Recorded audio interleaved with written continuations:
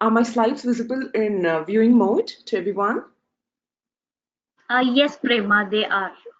Okay, so we go ahead. Today, what we're going to be doing is have a session about why data analytics or data science and machine learning.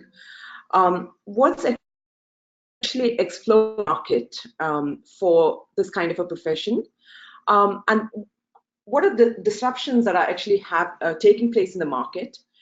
What are the skills available for us today, and what are the different tools that we use, after which we'll have a discussion and we'll leave the room for open questions to be asked. So when we talk of analytics, I'm sure we kind of hear the word about data, right? So data can be of two types, which is structured and unstructured. And working with different algorithms, we do know how to actually get organized with the data. Let's just have a kind of introduction about the disruptions that take place in the marketplace today. Let's take an example of the healthcare application, right? So if you can see here, in this app, a heart implant is able to communicate information such as the rate of the heartbeat, condition of heart in real time with your mobile app. The mobile app is also communicating remotely to the doctor sitting at a very different location. So what's the disruption here is that reduction in visits to clinic, reduction in non-medical costs, continuous monitoring of organ health versus one-time data capture during the physician's visit. So again, if we take the example from an e-learning perspective, what's the disruption that we can see here? Now, if you know, Coursera is a very e-learning platform wherein a lot of courses can be actually done online. So how is Coursera able to sustain its marketplace is because it overcomes the learning difficulties with its infrastructure, right? And it's also aimed for continuous improvement in the quality of the content delivered by collecting data on focus topics of interest from thousands of students by asking them relevant questions, actually, and redesigning and fine-tuning the content, right? Now, the third is the Google autonomous car. If we see an intelligence is actually embedded on the top of the car, which actually drives the car without a driver needed for them to be seated in the car. So it's a driverless car. So what's actually happened here is, what's the disruption is the processing data from image and supplementary sensors. That's how it works. So it creates a kind of a virtual environment wherein you just have to, it navigates. You just have to tell the car where's your destination, and it actually takes you to your destination. So these are the kind of things that we've just seen as of now, that there is something called a data product which is working behind the scenes very silently, and it's just doing its humming, right? So to create this kind of a data product, a data science process is needed, which will unlearn patterns from the data and create something called a bigger product, which is nothing but your data product. So, and who creates a data product? It is created by a data scientist. So all we've seen in the three examples that we've seen above is that the game is changing. And one of the biggest secrets of winners today is able to see patterns in data. So ability to see patterns, unlearn them, see the signals, and go on to the kind of structure. So we all know that the world around us is changing, and our lives are kind of intimately very surrounded by data products, right? So if data science was never an integral part of any of the organizations, organizations would be losing out. So as we know today, analytical models are disrupting the business models, and the reason being the architecture of the analytical model, wherein we have the machine learning phase, the signal detection, and which has actually come in. So business models would give us the known unknowns, whereas analytical models tell you something very new to your data. They give you a business sense to that data.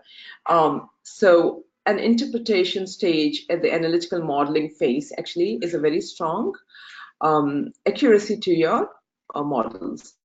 So what's the secret? The whole thing is about patterns faster. That's the key to survival. So understanding what the pattern is, if there is a customer who's actually going online and shopping for one product, what is the kind of a similar product that he would be able to want to look at? What is the recommender that I can make to him or make to her? Is the kind of understanding that I want to do predictive analysis and find patterns on the account of a customer and try to give proper recommenders to him. Let's also see how we actually the architecture of a data science industry. So if we compare it across with the business intelligence that we had, BI will just tell us the known unknowns, but whereas data analytics will give us something very new.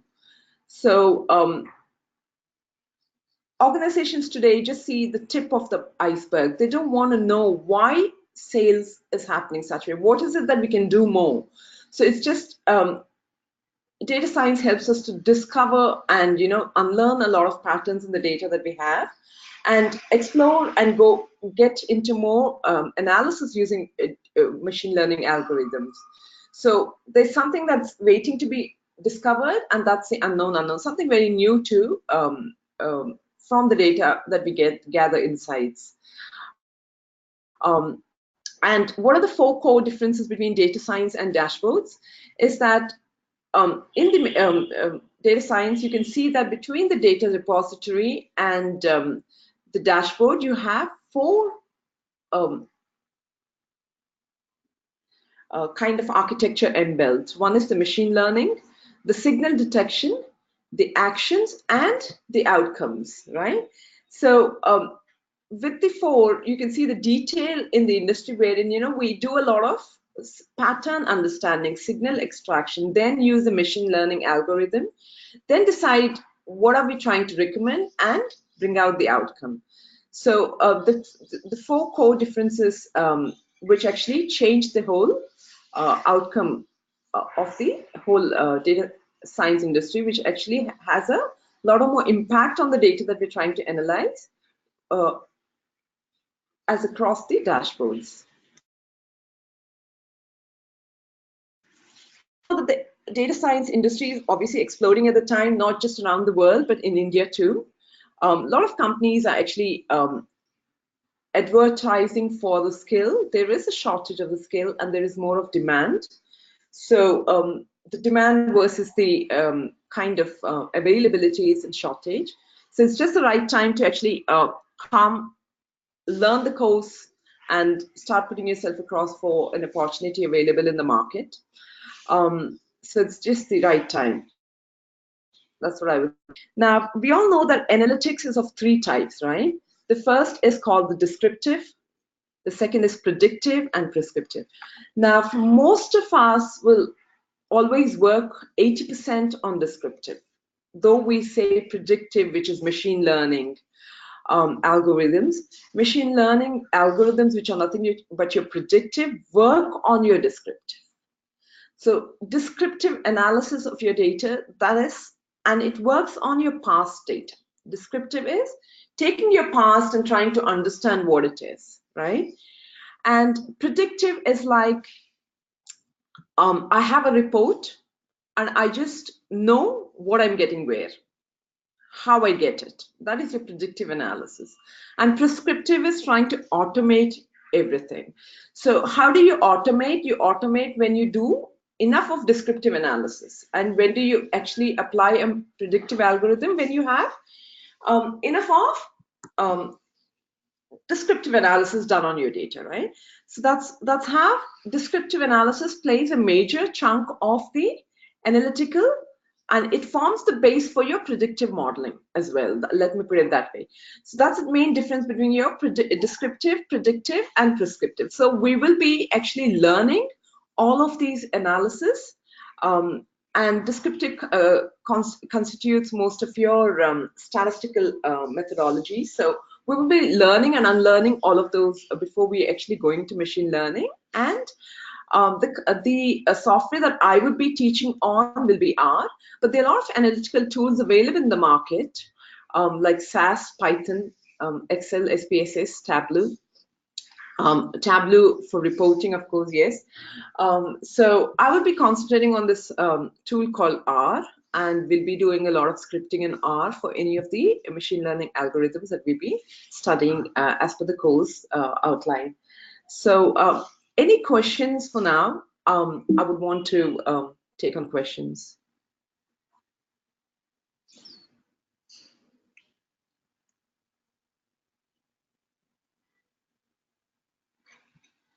Hello?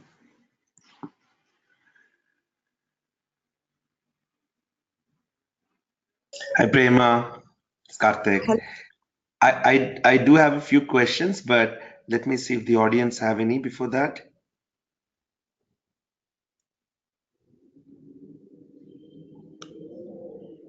Is my audio all right? Yeah, I think it's perfect. I can hear you. You're audible. All right. Prema, the Yeah. one thing that we will really look at is what is it that we're going to cover as part of this training program? Okay. What are the prerequisites for most of us? If I am a beginner in IT, what should I be doing? If I'm a seasoned professional, what should I be doing? And what are the topics that we will cover in Okay. this program? How long does it take? Now, the Those. topic we would be covering will be mainly focusing on descriptive, because as I said, 80% of the companies today focus on descriptive. We are still on a descriptive stage, right? And 80% of the time we will be using descriptive analysis to make predictive analysis of our data, right? So we will start off with basic statistics, right? So we will do about 4 to 5 sessions on statistics. Now, when I say statistics, we will go into univariate analysis, which is trying to focus on, I have a data set, I want to understand one column of my data. I'm not going to study the second column. Once I understand one column of my data, I will look into the second column of my data and understand the relation between each of those columns. So we will start very basic.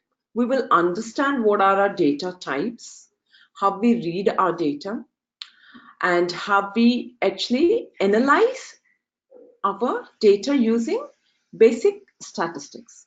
So which is called univariate analysis, wherein we cover topics like mean, median, mode, standard deviation, variance, concepts of that. After which we will go into understanding correlation analysis, which is the relationship between two different variables in the data set.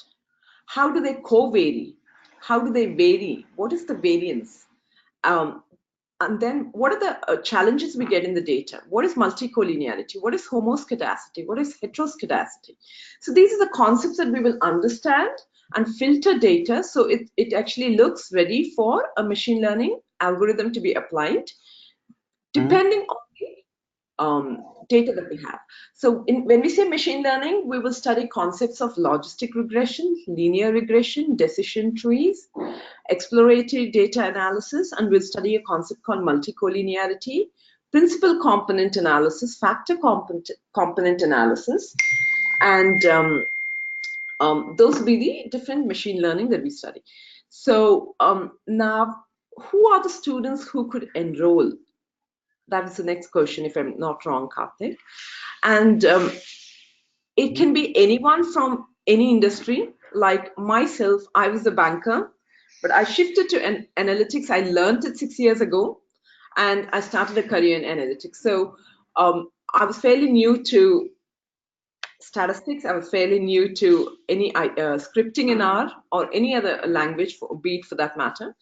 But I also went through the learning curve, and I'm quite comfortable doing it right today. So I would say rather it is the skill is open to anyone who has a passion for learning analytics, and because we start teaching from the basic, so the student can easily grasp what it is all about. So it can be focused to anyone who is very passionate about the skill. Any other Nice. questions?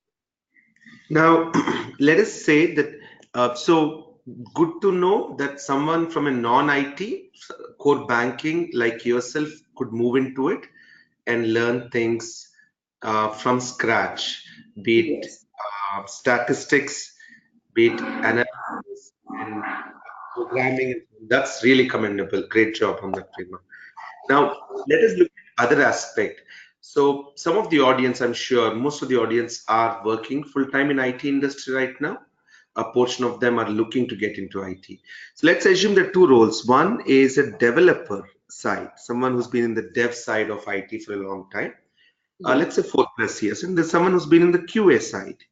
Now, Okay. let's talk about a developer. Uh, what is it that the developer already knows that you had to learn? So they already know certain things, right? Okay, so the short question is it easier for a developer to learn AI machine learning than someone absolutely brand new? Um, I wouldn't really base base my bias saying that, somebody would know and so the other people in the session would not be knowing. I wouldn't bias my opinion. It's really difficult to actually bias unless and until, yeah, they really went ahead and, had a reading online or tried to do. But obviously the kind of structure to the course, way to begin, way to start understanding the concept is something even a developer will not be able to grasp unless and until he had a statistical background and he moved into development. So I will not base my opinion because I do have a lot of people who come from a database of 10 years experience who really had to learn things from scratch. So I seeing from that perspective, I will not bias my opinion unless and until they did have a statistical background. So they would know statistics, but they wouldn't know how to read the variables, right?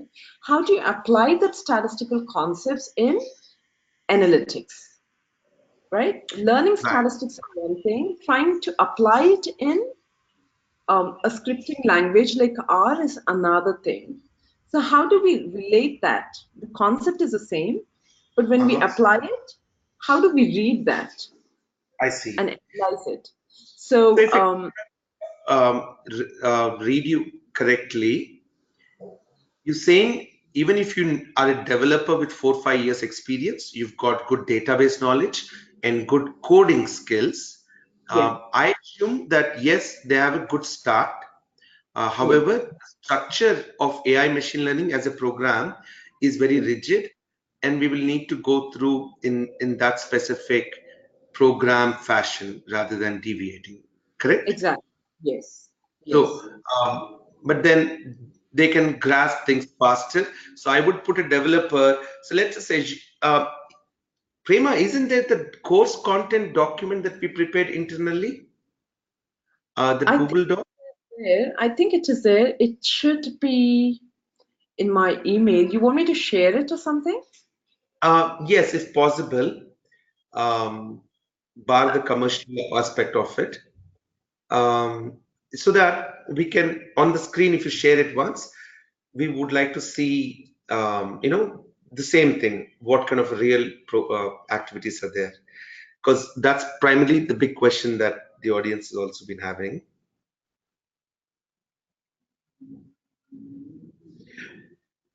Um, And my next question on that same, in terms of eligibility, I was also looking at QA engineers, and I wanted to check what would their edge be.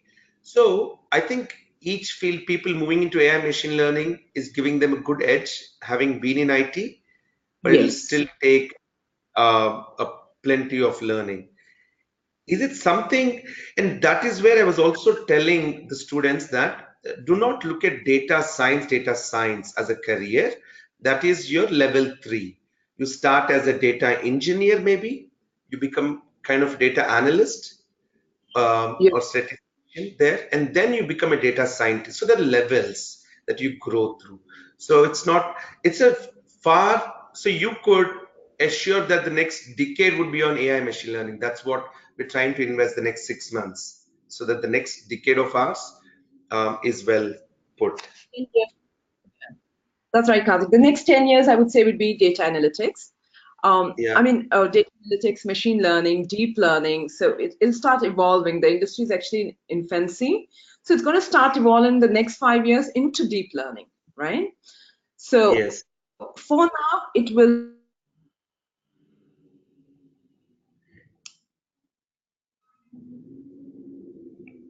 be machine, right?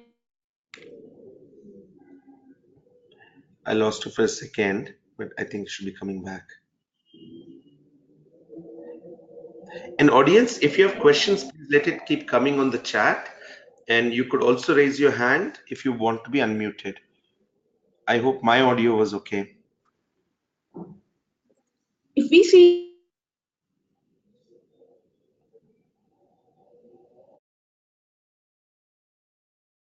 here, the course of our session on that, before we go into statistical tools, we'll study probability, descriptive statistics, and then we'll also go into correlation analysis, visualization. After, we'll try to know what are the different data objects in R, how do we load data, what are the basic functions in R, okay, and we'll see using R. And then we'll go into exploratory data analysis. We'll look at cleansing and transforming data. And factor analysis, principal component analysis, and multicollinearity is. And we'll also have a lab session on that. So from exploratory data analysis, for every concept that we cover, we will do a lab pertaining to that. Then we will look at clustering. We'll understand the concept of clustering, and then we will do a lab on that.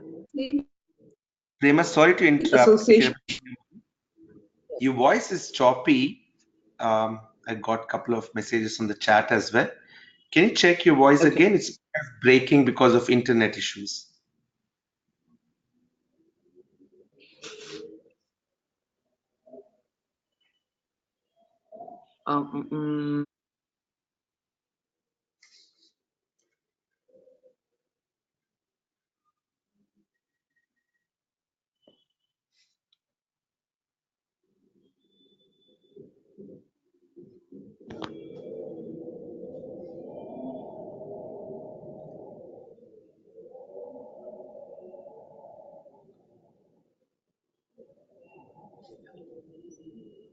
Did I lose you?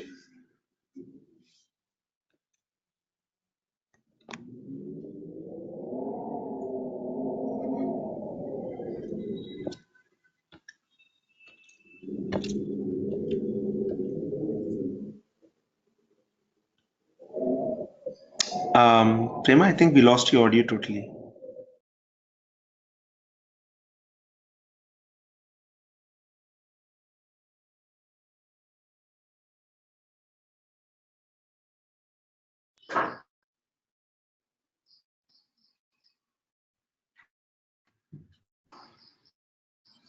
Can you hear me now, Karthik?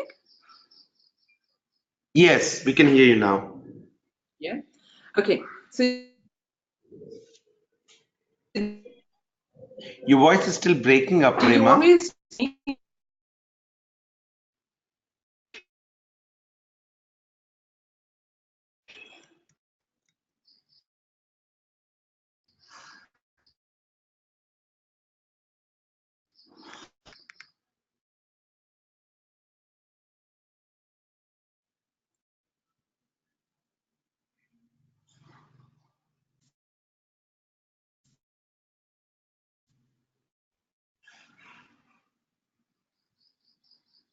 Prema, I think your audio is better now. While you continue. It's better now, Hopefully. right? Yes.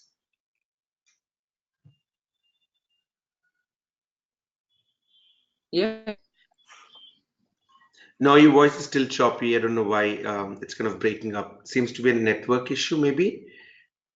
Um, but let me see if there are other questions that I could at least address while we get you back on the audio.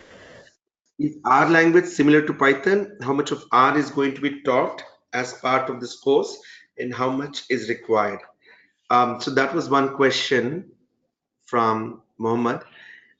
But Prema, we're having a little challenge hearing you. It's just a network issue. Your voice is choppy. I will partially answer the question. Like Prema was mentioning a little while back, even if you come from a dev environment, be it Python, C Sharp, Java, any of these stacks, you still have plenty of learning from a different perspective. I believe knowledge of SQL or databases and the core programming, oops, and so on is definitely helpful. That puts you ahead by at least a month and a half of learning minimum. Now, compared to Python, I do not know the comparisons directly. In fact, that's one tech panel we're planning to have, comparing the different programming languages. How is Java, Python, C Sharp, and R different from each other? And we want to get experts on these top areas to be able to talk about them. But if Prema is able to, any of these questions that I am not totally able to answer, I'll make sure that Prema gets back to us on it. Any other questions, team? I see a hand raised. Let me see if I'm able to figure out who that is.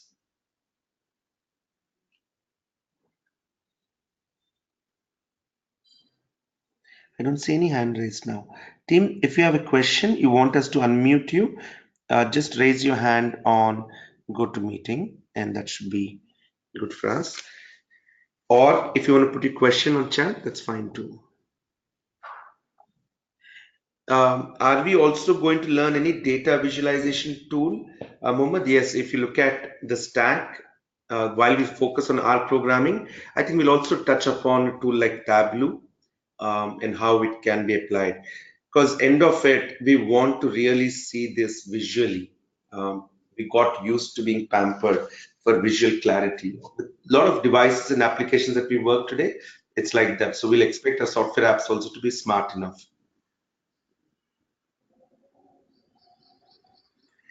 All right, Prema, I'm not sure if you're able to come back on audio. I'm Yes, just sure. I think, am I audible now? you are. Yeah. Yeah. I muted myself previously. I really didn't know. So I think I just muted myself when I was trying to speak. So yeah, that's where you lost me. Okay. No problem.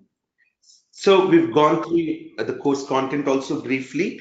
It is also available on the website, itlearn.com.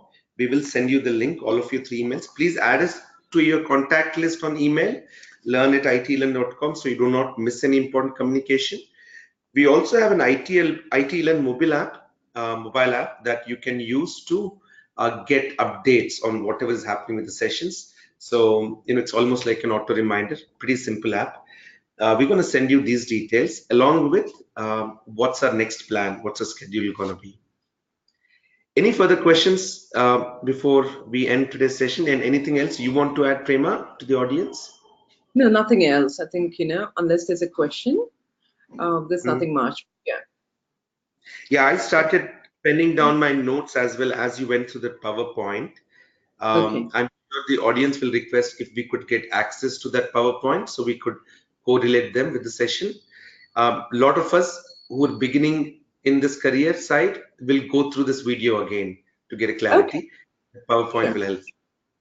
So I'll have Ashna coordinate with you to get these documents together and share it with our students. Sure. Thank you so much. Take care. Have a great day ahead, Prema. Thank you everyone for joining in. See you back in the next session.